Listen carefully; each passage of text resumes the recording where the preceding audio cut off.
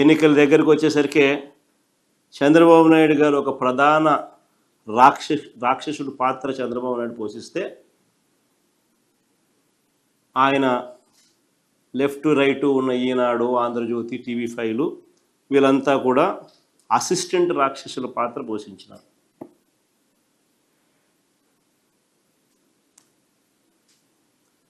అలా టైంలో వాళ్ళు ఎన్నికల ముందు ఏ రకంగా దీన్ని దుష్ప్రచారం చేస్తూ మీ భూమి మీది కాదట, మీ భూమి మీది కాదంట, కాళ్ళ కింద నేల కదిలిపోతుందట, అసలు ఆ హెడ్డింగ్ లేనిది, వాళ్ళు రాసే రాత లేనిది, సొంత భూమి తగ్గిపోతుందంట. ఎన్ని అబద్ధాలు, ఎన్ని వక్రీకరణలు, వీళ్ళ దుర్మార్గం నిజంగా. ఎన్నికలు వచ్చేసరికి చూడండి, నెట్రాషన్ రైతు గుండెల్లో పలుగు రాళ్ళంట, రాళ్ళు పెట్టి రాళ్ళు పెట్టి ప్రత్యేకమైన డిస్టింక్ట్ రాళ్ళు తీసుకుని వచ్చి రైతుకు ఉచితంగా ఖర్చు లేకపోకుండా మనమే పెట్టి ఆ దాని మీద భూసురక్ష అని పేరు పెట్టి ఆ యూనిక్ రాళ్ళు వాళ్ళ దాంట్లో పాతి వాళ్ళకు మంచి చేస్తే రైతు గుండెల్లో పలుగు రాళ్ళంట.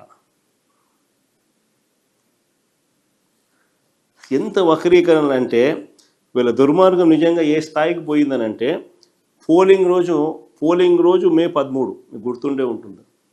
May 13వ తారీఖున పోలింగ్ అయితే 2024 పోలింగ్ అయితే, పోలింగ్ జరిగితే May 10వ తారీఖున ఈనాడులో ఏకంగా ఒక ప్రకటన ఇచ్చారు,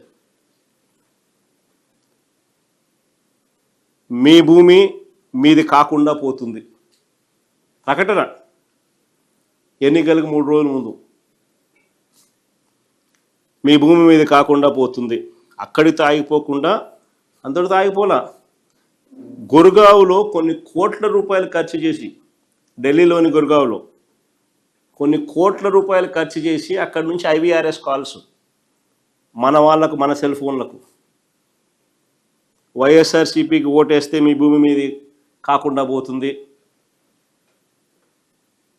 వైఎస్ఆర్సీపీకి ఓటేస్తే మీ భూమి మీద కాకుండా పోతుందంట. లక్షల కొద్ది కాల్స్ గుర్గావ్లో నుంచి కోట్ల రూపాయలు ఖర్చు పెట్టి IVRS కాల్స్, తప్పుడు ప్రచారాలు, విషపూరిత ప్రచారాలు, వక్రీకరణలు, ప్రజలను భయభ్రాంతులను గురి చేస్తూ ఎన్నికలకు 3 రోజుల ముందు.